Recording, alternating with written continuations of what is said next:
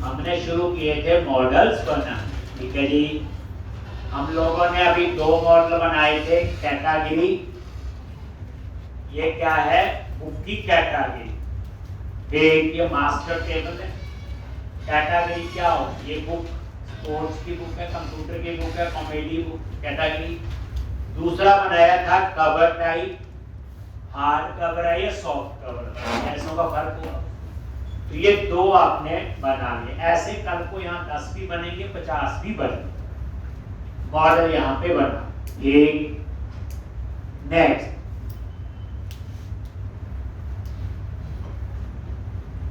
अब हमने क्या करना है, डेटा एक्सेस में गए। पहले तो देखो माइग्रेशन फोल्डर नया बना था, याद होगा कल जब ऐड माइग्रेशन की थी। ये बात अच्छा नहीं लग रहा है, इसको ना डेटा फोल्डर में डाल दो। यस, लो कुछ नहीं किया, जो माइग्रेशन फोल्डर बन गया था तब कल ऐड इंट वाली फाइल नहीं बनी थी, तो इसको मैंने कट करके डाटा फोल्डर में डाल दिया देखने में। तो अब डेटा फोल्डर में जाओ, बाहर भी रहने दोगे तो भी ऐसा कुछ नहीं। Application DB context. तो अब दूसरा प्रोजेक्ट है। अब ये कोड हम मॉडल वाले प्रोजेक्ट में नहीं लिख रहे, ये मॉडल वाला प्रोजेक्ट है। देख, अब यहाँ एप्लीकेशन डीबी कॉन्टेक्स्ट ये लिखा हुआ, ये फाइल बनी हुई थी, बस वहां डीबी कॉन्टेक्स्ट की जगह आइडेंटिटी डीबी कॉन्टेक्स्ट, और यहां सीधा कंस्ट्रक्टर में ही लिख दिया डीबी कॉन्टेक्स्ट ऑप्शन। ये बात वही है। ठीक, तो अब यहां पे ये देख लो, ये ठीक है जी, लिखा।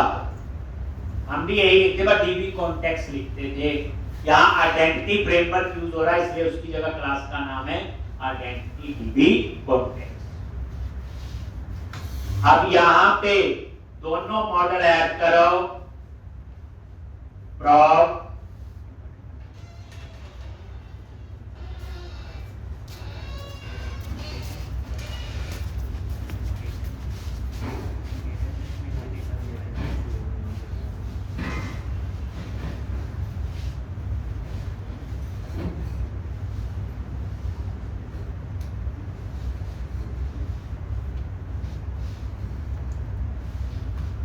सॉरी मैं बात लिख रहा था, ये क्लास है और इसी के कंस्ट्रक्टर में सीधा इन्होंने पास कर दिया। ये क्लास है ना, public class application DB context, और ये चीज आप एक बार समझ भी लो, उसी में ही कंस्ट्रक्टर में ही डीबी कॉन्टेक्स्ट ऑप्शन पास कर दिया। और ये बेस क्लास जिसको आपने यहाँ पे इनहेरिट किया हुआ, उसका नाम है डीबी कॉन्टेक्स्ट। और जो हम लिखते थे वो तरीका भी चलेगा, ये बस डीबी कॉन्टेक्स्ट नहीं यूज कर। अब आप इस क्लास के अंदर आ जाओ। अब आपको यहाँ ना कंस्ट्रक्टर बनाने की जरूरत नहीं है, ये सीधा यहीं पे लिख दिया, क्लास के अंदर ब्रैकेट लगा के यही कंस्ट्रक्टर बना दिया। कहने का मतलब मेरा ये है। तो ये नए वर्जन में हम ऐसे भी कर सकते, कोई चेंज नहीं करना, जैसा था वैसे ही रहने दो। आप इसके अंदर आओ, प्रॉप टैब प्रेस किया, क्या लिखते हैं, डीबी सेट। अब यहां पे कैटेगरी नहीं आ रहा है, इसमें समझे होंगे क्या है, वो तो किसी और प्रोजेक्ट में कैटेगरी क्लास। तो आप क्या करो,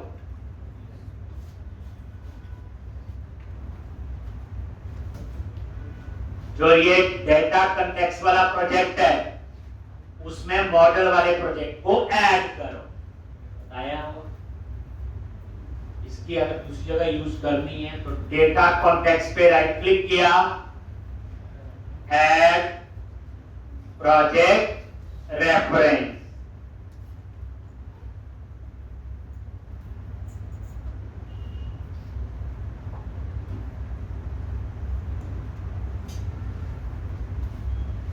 और ये मॉडल टिक कर दिया।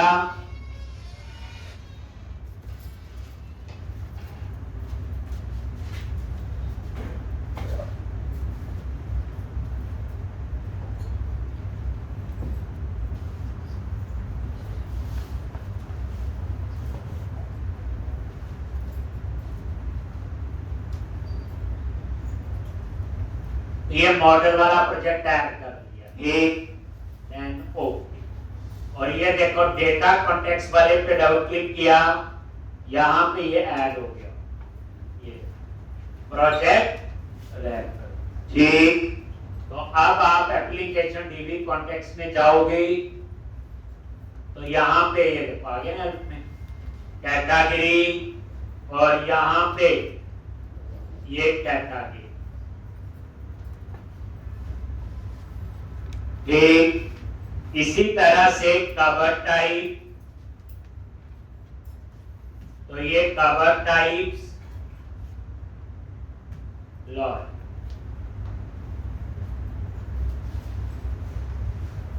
और कवर टाइप।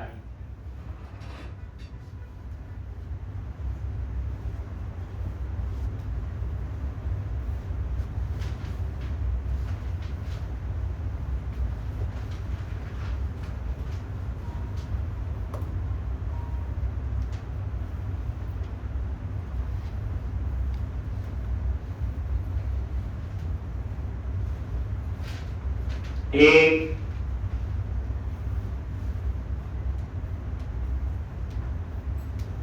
कंस्ट्रक्टर सीधा यही बन गया ना बच्चे, नया तरीका याद, ऐसे क्लास में भी हम लोग बना सकते।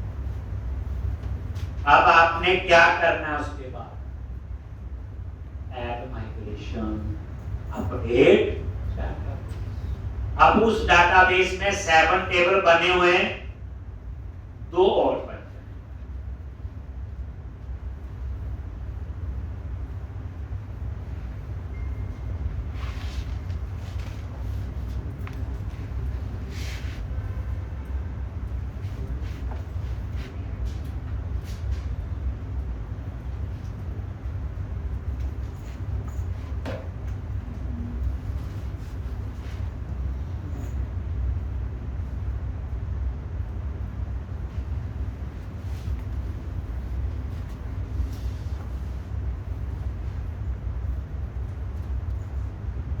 एक तो वही टूल्स मेन्यू पे गए, वही package manager, console,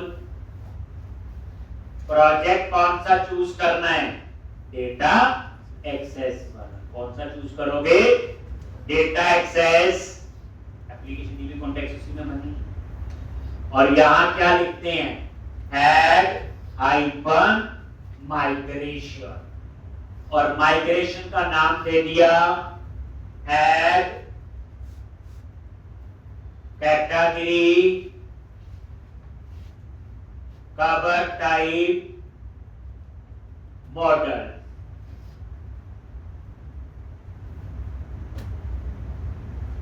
add category cover type model, enter press करो तो माइग्रेशन फोल्डर में एक फाइल बन जाएगी, और इसी नाम से हमारी क्या बन जाएगी, एक क्लास। ये देखो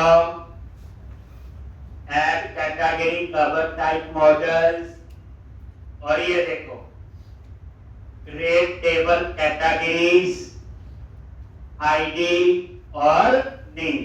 पता है आईडी की डाटा टाइप इंटीजर है, और ये आइडेंटिटी कॉलम है ऑटो इंक्रीमेंट, और ये नेम और ये आईडी जो है ये क्या बन गया, प्राइमरी। ऐसे ही कवर टाइप, ये देखो कवर टाइप आईडी नेम और प्राइमरी। बस लास्ट तो tools, NuGet, package manager, console, update hyphen, database.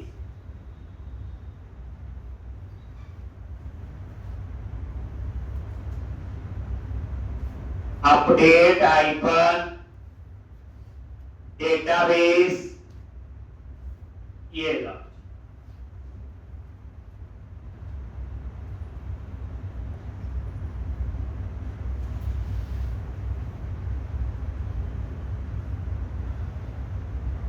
तो अब आपका डेटाबेस बन चुका है, देखना है, क्लिक ऑन व्यू, और यहां पे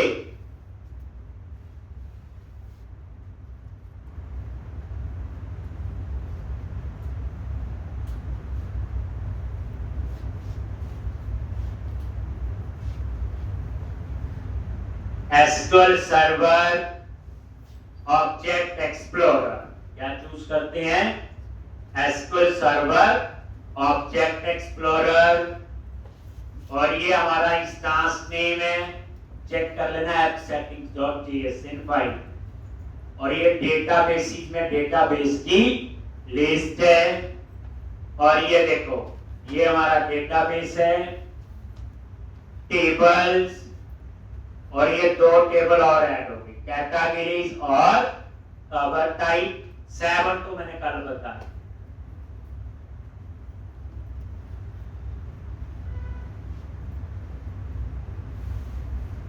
देख, तो इस तरह से ये था, ये आपने क्लोज कर दिया, तो इतना काम आपका हो। तो ये देख लो, तो अभी 2 मॉडल बनाए माइग्रेशन ऑफ डेटाबेस में, पहले भी आपका एक पटिस्वा देख लो, डेटा एक्सेस में बना है, ये देखो इसके अंदर ही एप्लीकेशन डीबी कॉन्टेक्स्ट है, इसी में ही माइग्रेशन।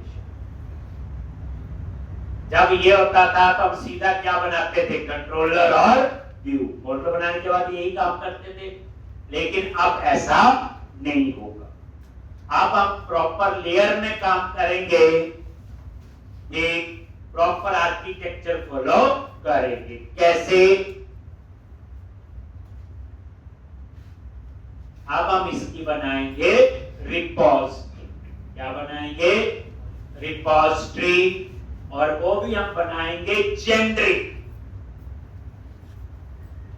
जेनरिक का मतलब क्या होता है? जनरल, हर जगह यूज कर सकते हैं। जैसे छोटा सा एग्जांपल है, हम कैटेगरी मॉडल के लिए क्या लिखते हैं? Save, update, delete, find, display. Cover type के लिए लिखना पड़ेगा save, update, delete, find, display.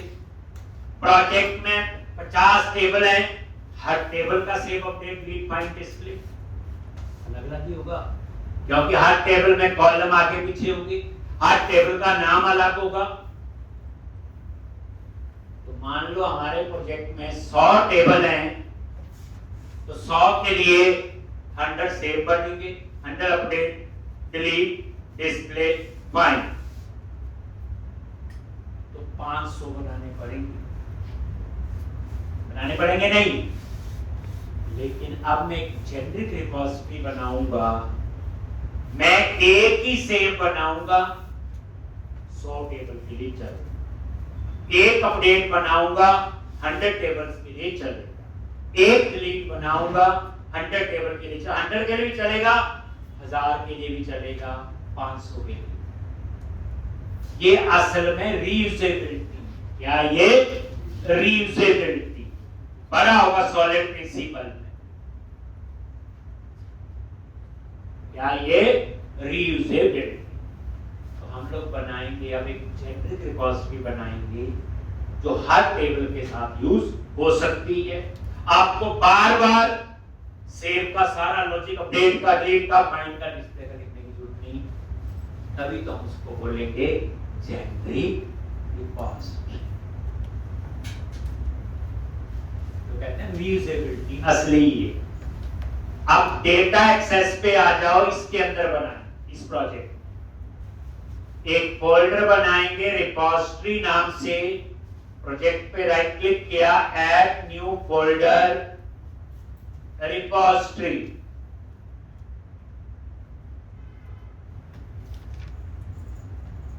और इस रिपोजिटरी के अंदर ऐड न्यू फोल्डर और आई रिपोजिटरी।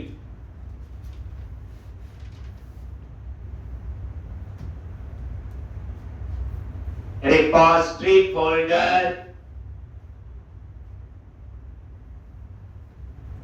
और ये आई रिपोजिटरी।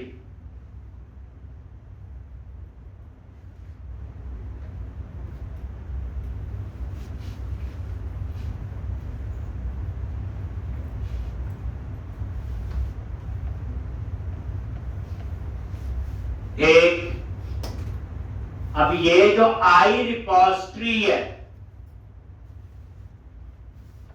इसमें हम बनाएंगे इंटरफेस, बताऊंगा अभी, और रिपॉजिटरी फोल्डर में बनाएंगे क्लासेस। क्लासेस अलग होती, इंटरफेस अलग होती। ठीक, तो आई रिपॉजिटरी वाले फोल्डर पे जाओ, प्रोजेक्ट में रिपॉजिटरी नेम फोल्डर बना और उसके अंदर आई रिपॉजिटरी। पहले आप आई रिपॉजिटरी पे आओ, राइट क्लिक, ऐड क्लास, और यहां चूज करना है इंटरफेस। ये देखो, ये चूज कर लिया इंटरफेस। बताऊंगा इंटरफेस क्या होते हैं, और यहां पे नेम दे दिया आई रिपॉजिटरी।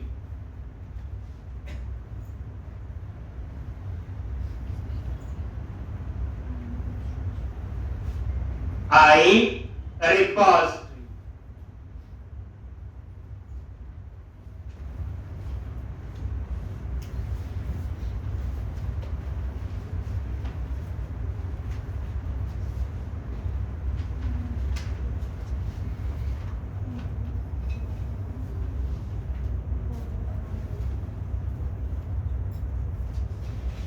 रिपॉजिटरी फोल्डर और उसके अंदर आई रिपॉजिटरी।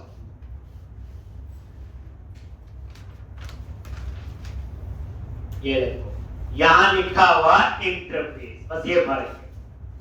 कल बताया था इंटरनल है तो मैं with in the project use कर सकता हूं, मुझे आउटसाइड का प्रोजेक्ट यूज करना है तो क्या करना पड़ेगा, पब्लिक। पहली बात, इंटरफेस क्या होते हैं और क्यों बनाते हैं, तो याद रखना interface always use for declaration. Interface में सिर्फ मेंबर डिक्लेयर होते हैं, मेंबर डिफाइन नहीं होते। इंटरफेस में सिर्फ मेंबर क्या होते हैं, आपके डिक्लेयर होते हैं, बट मेंबर डिफाइन नहीं होते। तो इंटरफेस जो है हमेशा किसके लिए यूज होते हैं, आपके बोलो डिक्लेरेशन के लिए। इसकी डेफिनेशन कहां देंगे, जहां उस इंटरफेस को इंप्लीमेंट करेंगे, जहां उस इंटरफेस को यूज करेंगे। तो इंटरफेस हमेशा किसके लिए होते हैं बच्चे, डिक्लेरेशन के लिए। इसमें मेंबर सिर्फ डिक्लेयर होते हैं, डिफाइन नहीं होते। पहली बात, हम सिंगल क्लास में मल्टीपल इंटरफेस इंप्लीमेंट कर सकते हैं। We can implement multiple interface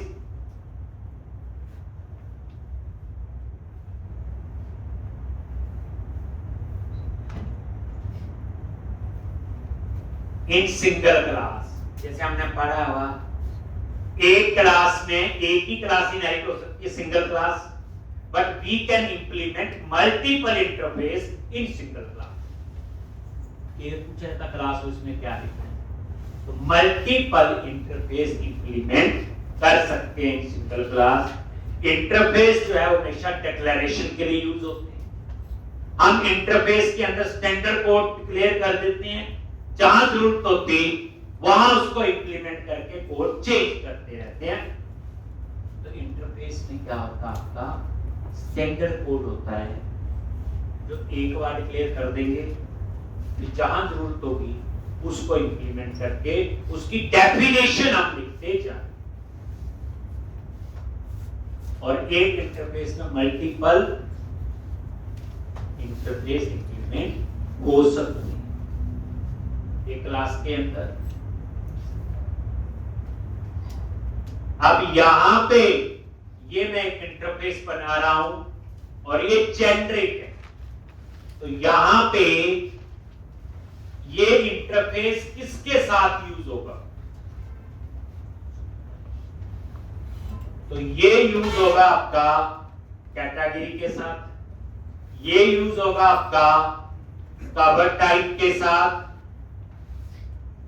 ये यूज होगा आपका कैटेगरी के साथ, ये यूज होगा आपका कवर टाइप के साथ, ये यूज होगा आगे सॉर्ट टेबल के साथ। तो पता कैसे चलेगा? तो उसके लिए ये एंगुलर ब्रैकेट लगाओ और ये टी एक वेरिएबल लीजिए। टी कोई कीवर्ड नहीं है, टी बोले तो टाइप। अब टी में आएगा क्या? क्लास। क्या आएगी? क्लास। तो यहां पे वेयर क्या लिखोगे? वेयर टी जो है वो क्या आपकी एक क्लास। ऐसे ये देखो, इसका मतलब क्या हुआ? आई रिपॉजिटरी जो इंटरफेस है वो किस क्लास के साथ काम कर रही है? टी। अब इस टी में क्या होगा? कैटेगरी हो सकती है, कवर टाइप हो सकती है, कल को कोई और भी हो सकती है। और वेयर करके कंडीशन भी लगा दी कि टी ऑलवेज क्लास। बस टी क्या होगी? हमेशा क्लास ही।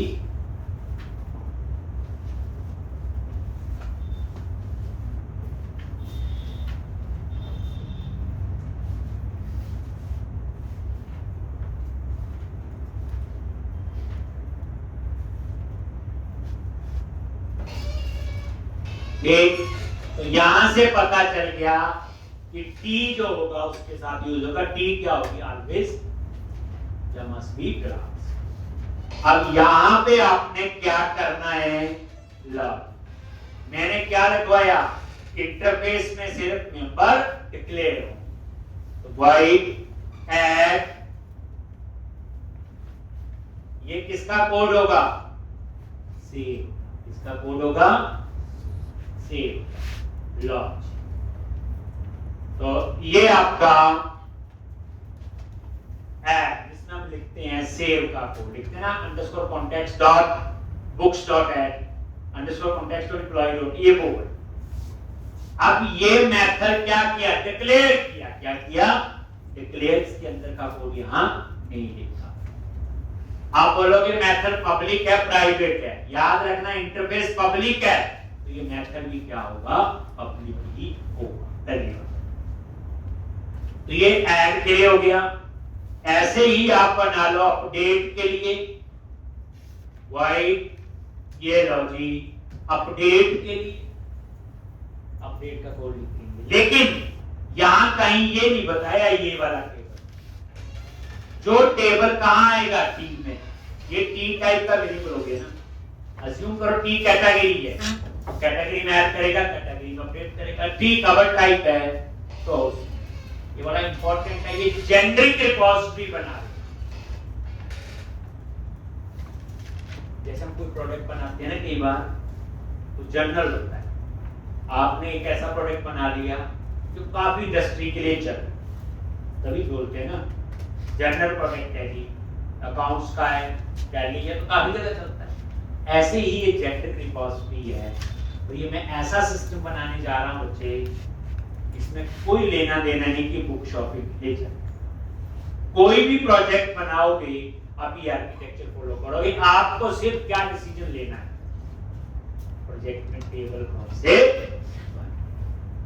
अब वो टेबल बनते हैं प्रोजेक्ट रिक्वायरमेंट से, ना मेरी मर्जी ना आपकी।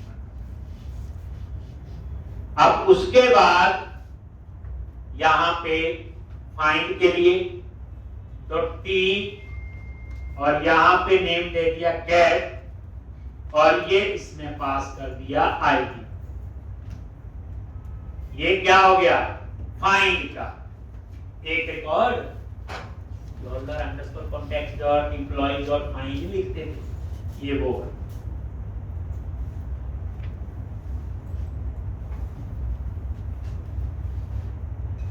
जनरली होता है, हमने यहां कहीं नहीं लिखा ये वाला टेबल,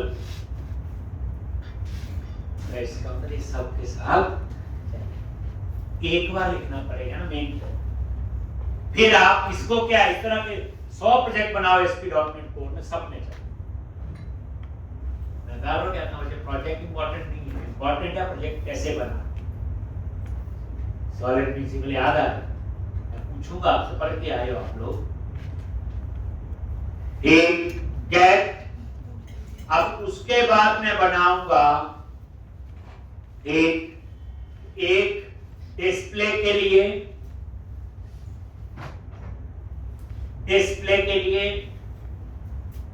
तो इसमें कलेक्शन होगी, क्या होगी बच्चे, आई इनमरेबल, और इसमें क्या है ये कलेक्शन, और इसका नाम दे दिया गेट ऑफ। रिटर्न क्या करेगा, कलेक्शन जो टू लिस्ट नहीं लिखते हम लोग, लेकिन अभी तक जो गेट बनाते थे हम तो लिखते थे underscore context dot employees dot to list.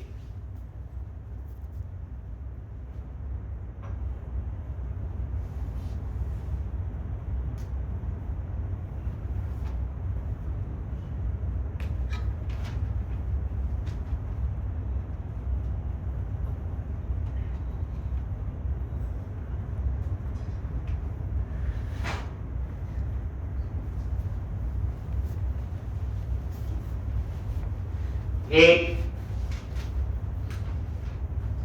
Get all, और गेट ऑल तो पहले तो सिर्फ इतना लिखते थे context dot employ dot to list, books dot to list, लेकिन एक सिनेरियो था, जब चीज जेनरिक बनाते हैं तो उसमें काफी कंडीशंस का ध्यान रखना पड़ेगा। जैसे फिल्टर कंडीशन होगी पहले, जैसे मान लो आपकी क्वेरी है select star from table name employees where department number 20, मैं तो डिस्प्ले करें 20 डिपार्टमेंट के सारे एम्प्लॉय आने चाहिए, तो डिस्प्ले, तो फिल्टर कंडीशन चेंज हो गई। हम तो यही बोलते हैं सारे एम्प्लॉय आए, या दो डेट्स के बीच का डाटा आना चाहिए, select star from table name where date of birth between this and this, है तो डिस्प्ले का कोड, फिल्टर कंडीशन देनी पड़ेगी। हमने तो एक ही बोला पूरा data context dot employ dot to list. दूसरी बात,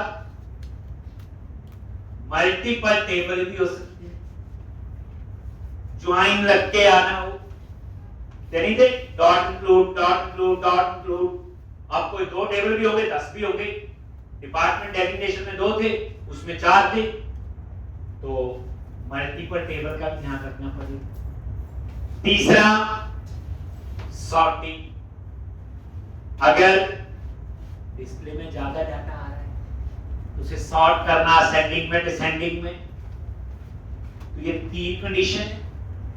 तो जब चीज बच्चे जेनरिक बनाते हैं, याद रखना जेनरिक चीज बनाना मुश्किल होती, स्पेसिफिक रिक्वायरमेंट बनाना आसान, पता है यही चीज क्लाइंट को चाहिए यही बनाना। तो अब यहां पे एक एक्सप्रेशन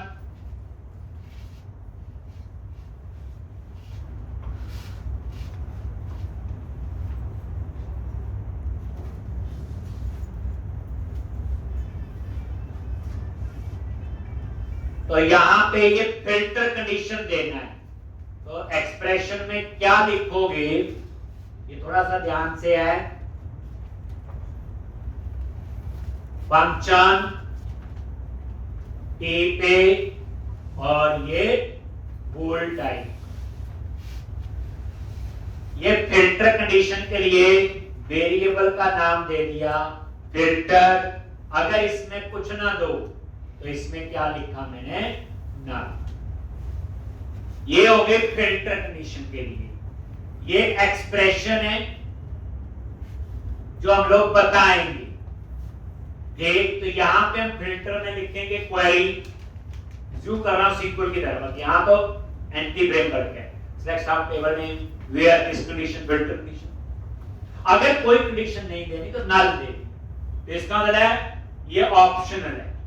क्या है ये, ऑप्शनल है, कोई फिल्टर कंडीशन नहीं, इसका मतलब आपने वही लिखना है context dot employ dot to list. ये बच्चे एक प्रोग्रामिंग एक लेवल नीचे की है, हम जो कोड लिखते हैं अप कर लिखते हैं, बैकग्राउंड में ऐसे एक्सप्रेशन लिखी जा रही है, कॉमा, उसके बाद आपका ऑर्डर बाय सॉर्टिंग के लिए। तो यहां पे ये देखो फंक्शन आई क्वेरिएबल, ये किसके लिए? आपका सॉर्टिंग के लिए आई ऑर्डर क्वेरिएबल ये, और यहां पे ऑर्डर बाय अगर कुछ नहीं दिया तो मैंने यहां पे नल दे। ये सॉर्टिंग के लिए, किसके लिए बच्चे? सॉर्टिंग के लिए। ऑर्डर बाय मतलब सॉर्टिंग करनी है तो बताना पड़ेगा ऑर्डर बाय किस पे करें। अगर आपने ऑर्डर बाय नहीं करना तो बाय डिफॉल्ट क्या इसमें?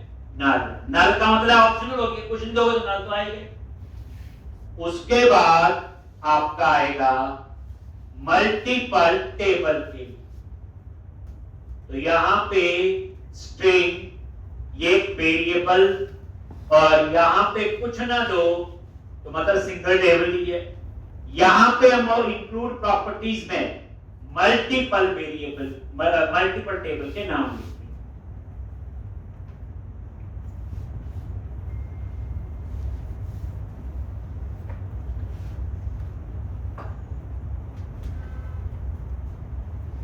अभी आपको 20-30% समझ आएगा। ये समझ आएगा जब पूरा लॉजिक इंप्लीमेंट हो। पहले सीधा ना मॉडल बना, कंट्रोलर बना और व्यू बना, काम खत्म। ये ना प्रॉपर लेयर्स होती हैं। सिक्योरिटी होती है ना, डेटा सिक्योरिटी, किसी में एक लेयर, किसी में दो, किसी में तीन, ऐसे ही पहले मॉडल बना, फिर ये जनरेट रिपोजिटरी बनेगी, उसके बाद और कुछ बनेगा, उसके बाद कुछ और। जैसे बच्चे इंक्लूड प्रॉपर्टी, पता क्या लिखूंगा मैं एग्जांपल दे रहा हूं, एक कमेंट बना के ना ऐसे लिखने मल्टीपल टेबल के नाम, जैसे मान लो कैटेगरी कॉमा कवर, ऐसे दो टेबल के नाम लिख देंगे ना। तो इंक्लूड प्रॉपर्टी में कितने? 2 टेबल आएंगे। 4 टेबल होंगे, 4 लिख देंगे, 10 टेबल होंगे तो। बट ये तब चाहिए जब मल्टीपल टेबल से डाटा चाहिए, लिखते नहीं जब लोग रजिस्टर वाले में लिखते हैं dot include country set GP. अगर ज्वाइन से मल्टीपल टेबल है तो यहां देंगे, सॉर्टिंग है तो यहां देंगे, फिल्टर कंडीशन है तो यहां। अगर ना सॉर्टिंग करनी, ना फिल्टर कंडीशन, ना मल्टीपल टेबल, जो हमारी कंडीशन है कॉन्टेक्स्ट ऑफ इम्प्लॉई और टू डेज, तो ये तीनों पैरामीटर नल वो हम करते हैं। चलो अब ये हो गया, तो बच्चे ये हो गया आपका फाइंड, ये हो गया टेस्ट। अब आपका एक और है फर्स्ट और डिफॉल्ट। फाइंड और फर्स्ट और डिफॉल्ट में क्या फर्क है? फाइंड सिंगल टेबल पे चलता है, प्राइमरी की पे चलता है। फर्स्ट और डिफॉल्ट देगा तो एक ही रिकॉर्ड, पर सिंगल टेबल भी हो सकता है, मल्टीपल टेबल भी हो सकता है, प्राइमरी भी हो सकती है, नॉन प्राइमरी भी कंडीशन हो सकती है। तो यहां पे तो अब हम लोग एक और बनाएंगे टी फर्स्ट और डिफॉल्ट। अब पहला क्या होगा? फिल्टर कंडीशन, तो जैसे हमने ऊपर लिखी एक्सप्रेशन और फंक्शन टी पे अप्लाई होगा, ये बुलियन इसका रिटर्न टाइप होगा, ये फिल्टर, और यहां पे नल। अब ये फिल्टर कंडीशन हो गई, जैसे हम लिखते सेलेक्ट कंपेयर, ये वो हो गया। बट फर्स्ट और डिफॉल्ट का काम एक ही रिकॉर्ड है। अगर मल्टीपल टेबल है हो सकते हैं इसमें, देन स्ट्रिंग, और ये ऑर्डर वाइज नहीं लिया, क्योंकि जब एक ही रिकॉर्ड आएगा उसको क्या ऑर्डर वाइज करेंगे, क्या सॉर्टिंग करोगे, खुद ही सोचो। हमने किया गेट हो गया, नॉट फाइंड लिखते थे, पर फाइंड की लिमिटेशन है एक टेबल और प्राइमरी की। फर्स्ट और डिफॉल्ट भी एक रिकॉर्ड देगा जो फिल्टर कंडीशन। अब ये नॉन प्राइमरी जब ये ईमेल हो सकता है और मल्टीपल टेबल है, फाइंड में तो मल्टीपल टेबल होते हैं, चीजें तो वहां पर आके वही जेनरिक। अब अच्छे दिन चले गए बच्चे, जो असली पढ़ाई तो अभी शुरू हुई है।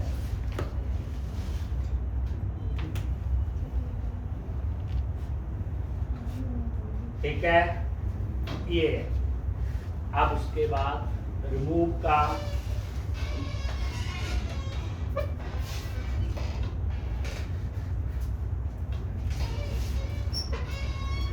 Logic while remove in ID, यानी आईडी पे फाइंड करेगा और रिमूव कर देंगे। एक और बना लो वाइल रिमूव, और ये मैंने ओवरलोड कर दिया, ऐसे कर सकते हैं। Same name with different parameter. ये वाला क्या है, आईडी पास करेंगे तो आईडी पे फाइंड करके डिलीट करेगा। इसमें हम सीधा ही जिसको डिलीट करना वही पास कर देंगे, वही रो। तो सेकंड वाले केस में सीधी वो रो पास करेंगे जिसको डिलीट करना।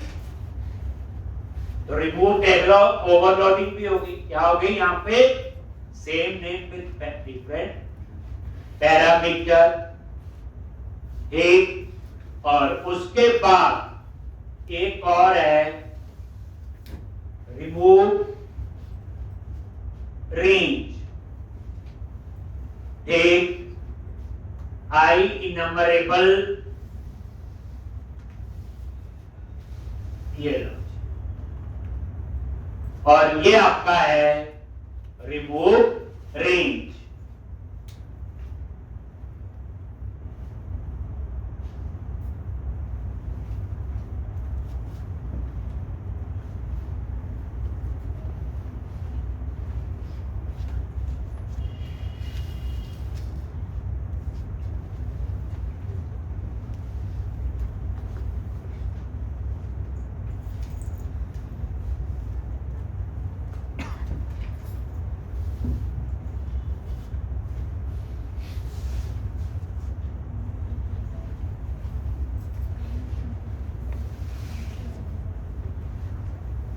रिमूव रेंज, तो आई इनमरेबल, ये तब होगा जब एक से ज्यादा रिकॉर्ड करके डिलीट कर। रिमूव रेंज, ये कलेक्शन होगी ना आई इनमरेबल, जब 5 रिकॉर्ड इकट्ठे रिमूव करने हैं उस तरह। आगे तो सबसे पहले हमने क्या किया, इसमें इतना ही है, आई रिपोजिटरी नाम से इंटरफेस बनाया और उसमें ये डिक्लेयर। अब आपका नेक्स्ट स्टेप होगा, क्लास बनाएंगे, उसका नाम रखेंगे रिपोजिटरी डॉट सीएस। वहां इन मेथड्स को डिफाइन करेंगे। कोड तो लिखना अभी इनके अंदर का। इंटरफेस का सिर्फ एक ही काम है कि मेंबर डिक्लेयर हो सकते हैं। क्या हो सकते हैं, मेंबर डिक्लेयर। मार्केट में बच्चे कई बच्चे काम करते हैं, थोड़े दिन बाद अपने कोड को नहीं समझते मैंने क्या लिखा था, क्योंकि वो कोई आर्किटेक्चर फॉलो नहीं कर।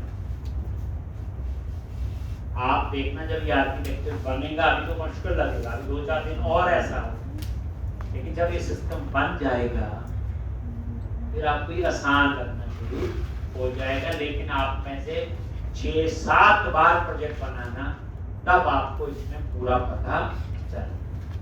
एक आधी बार से तो कुछ भी नहीं।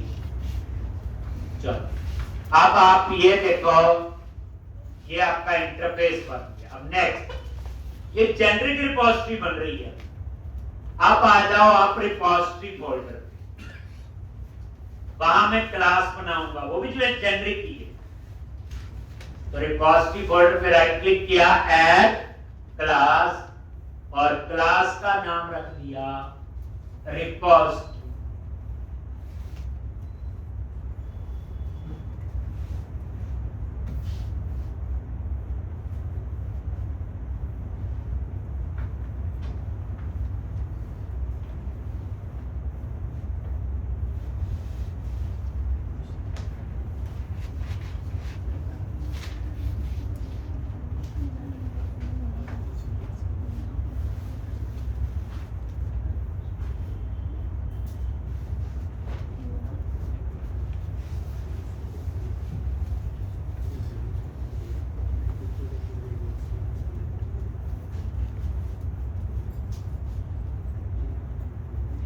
एक पब्लिक क्लास रिपोजिटरी, ये क्लास कहां बनाई बच्चे? रिपोजिटरी फोल्डर में। तो समझो, रिपोजिटरी फोल्डर में क्लासेज बनानी है और आई रिपोजिटरी में इंटरफेस। इंटरफेस पूछे कोई डिक्लेरेशन हो, अब यहां मैं इंप्लीमेंट करके बताओ। तो रिपोजिटरी किसके लिए यूज होगी? डी आना पड़ेगा ना, कैटेगरी, कवर टाइप या कोई और उसके बाद यहां पे आई रिपोजिटरी जो इंटरफेस है आप उसको इंप्लीमेंट करो जो अभी बनाया, और यहां पे टी और साथ में वेयर टी क्या होगी? आपकी क्लास हो। ये नॉर्मल क्लास है जो उसमें हम पढ़ते हैं। बस की बता दिया कि ये किस क्लास के साथ यूज होगा। आपने पढ़ा होगा बच्चे, पहली बार देखा होगा कि क्लास में वेयर लगता है।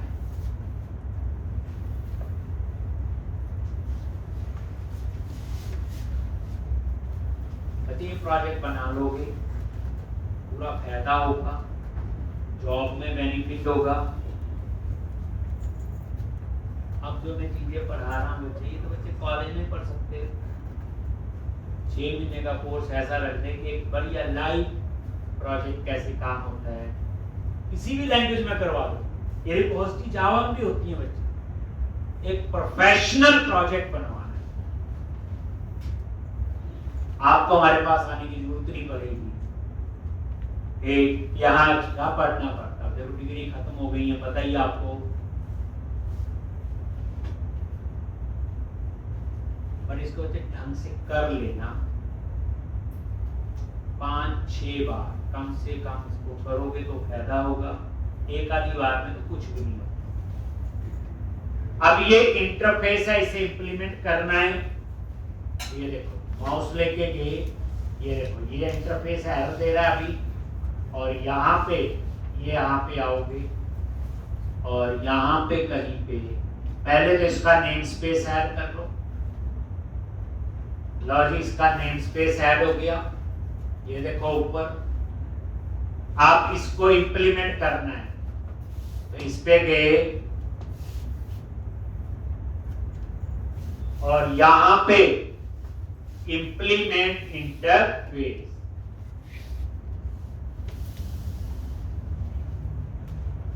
ये देखो इस पे गया और लिखा आ गया इंप्लीमेंट इंटरफेस। जैसे क्लिक किया वो देखो एरर चली, और जितने मेथड हमने डिक्लेयर किए थे इंटरफेस में सबके ब्लॉक बन के आ गए। अब इसके अंदर हम कोड लिखेंगे, वही सेव अपडेट डिलीट। दोबारा देखो अनडू करता हूं। ये गए इंटरफेस, ये बना हुआ है, इस पे क्लिक करो और इंप्लीमेंट इंटरफेस। पहली बार इंटरफेस में जो मेंबर थे वही आगे, ना स्पेलिंग की गलती ना प्रोटोटाइप की गलती, हम सिर्फ इसके अंदर चेंज कर। लॉन्च ये आ चुके हैं। अब हम इनको कोड लिखना है, तो सबसे पहले यहां पे क्या कर, दिल्ली दूर है तो अब यहां पहले एप्लीकेशन डीबी कॉन्टेक्स्ट एक्सेस करनी पड़ेगी। सेव अपडेट तो उसी के थ्रू होगा। ठीक, तो यहां पे हमने क्या करना है,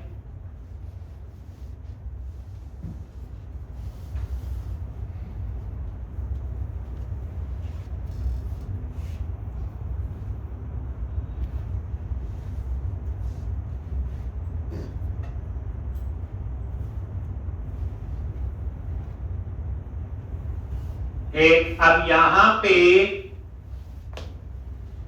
प्राइवेट वही read only application DB context, और ये आपने उस टाइप का वेरिएबल डिक्लेयर कर लिया। डेटाबेस को एक्सेस करने के लिए यूज करते हैं। और उसके बाद इंटरनल सिखाने के लिए डीबी सेट और यहां पे टी और ये इस टाइप का आपने एक वेरिएबल डिक्लेयर कर।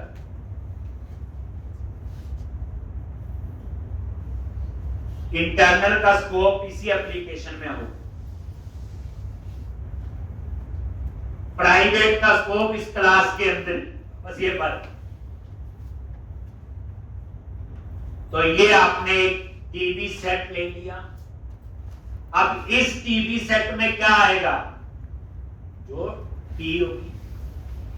नहीं तो पहले तो पता होता था ना हमें, context dot employees dot add, books dot add, अब नहीं पता। तो मैंने क्या किया, टी में कैटेगरी, तो डीबी सेट कैटेगरी का डिक्लेयर हो जाएगा। टी में कवर टाइप, तो ये कवर टाइप, और उसके बाद ये इसका कंस्ट्रक्टर बनाओ और यहां पे एप्लीकेशन डीबी कॉन्टेक्स्ट, और यहां पे ये तो आपको लिखना है।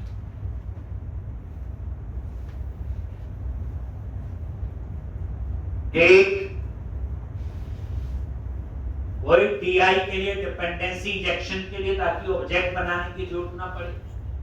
अब इस डीबी सेट में क्या आएगा, ध्यान से, dB set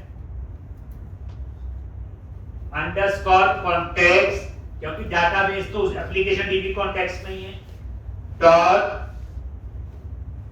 dB dot set, और यहां पे टी दे दिया। ये लो, तो ध्यान से देखो, अब इस डीबी सेट में क्या हुआ, अंडरस्कोर कॉन्टेक्स्ट जिसमें मेरा डाटाबेस है, डॉट सेट जो हमारा टी है। टी में क्या होगा, मेरी कैटेगरी, मेरी कवर टाइप। पहले तो पता होता था ना, तो हम सीधा लिखते हैं underscore context dot employees dot add, employees dot update, context dot register dot add, context dot books dot add, ऐसे लिखते थे। वहां टेबल का नाम पता था, यहां पे पता नहीं। तो सबसे पहले ये डीबी सेट बनाया, कॉन्टेक्स्ट इसमें डाटाबेस है, और यहां टी में क्या आपका टेबल आ। अब बस उसके बाद अब आप ऐड में देखो क्या लिखूंगा, सीधा देखो, अब ये पता चल जाएगा, डीबी सेट डॉट ऐड, और ये हो गया सेव। आप बताओ इसको कैसे पता चलेगा कहां सेव करना है, डीबी सेट से। डीबी सेट में क्या है, टी क्या है, कैटेगरी, कवर टाइप, कोई और भी लिख दिया सेव का। ऐसे ही हम लिखेंगे अपडेट का, गेट का, सारे लिखेंगे।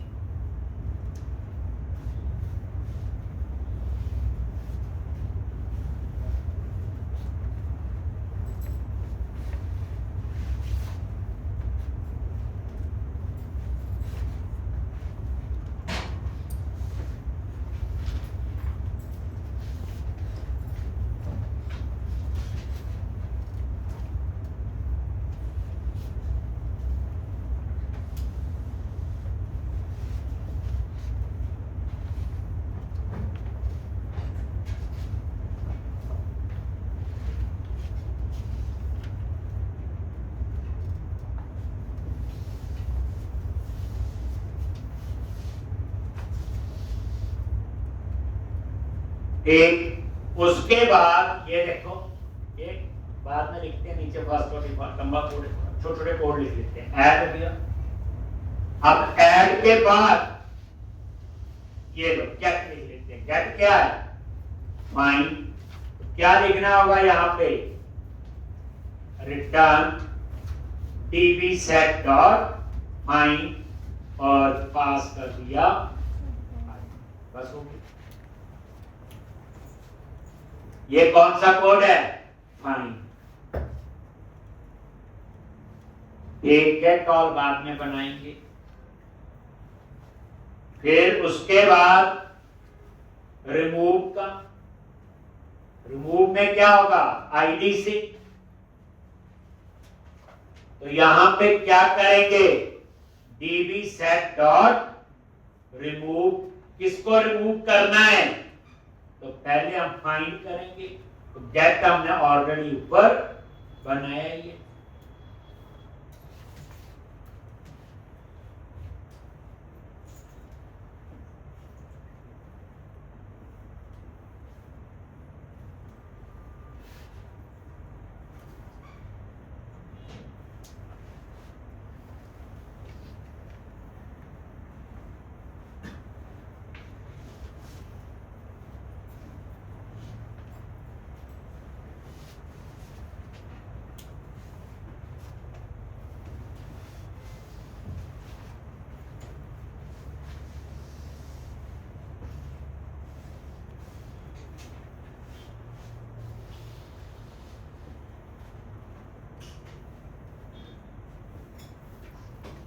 एक ऐसे ही फिर रिमूव,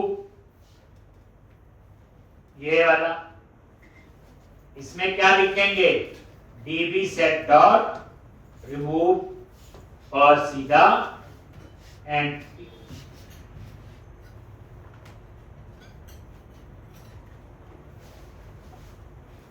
एक फिर रिमूव रेंज,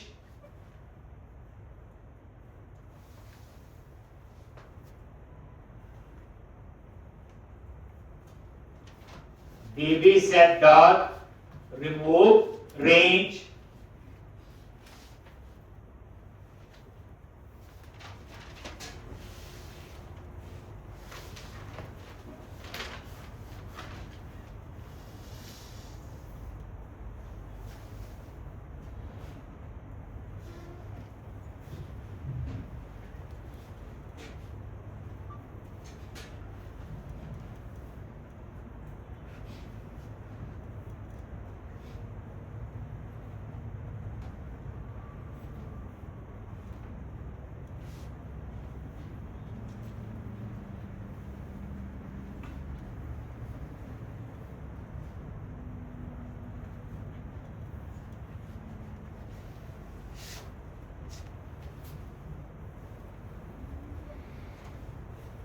एक रिमूव रेंज,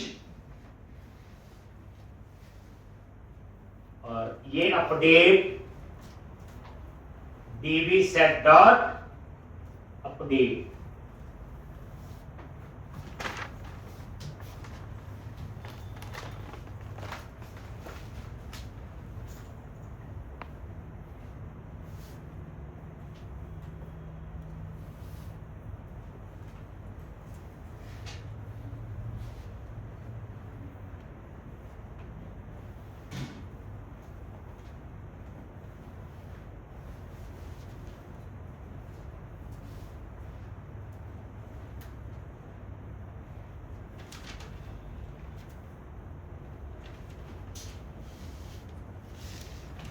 एक तो इस तरह से ये आ गया। तो आई रिपोजिटरी डॉट सी एस और रिपोजिटरी डॉट सी, ठीक।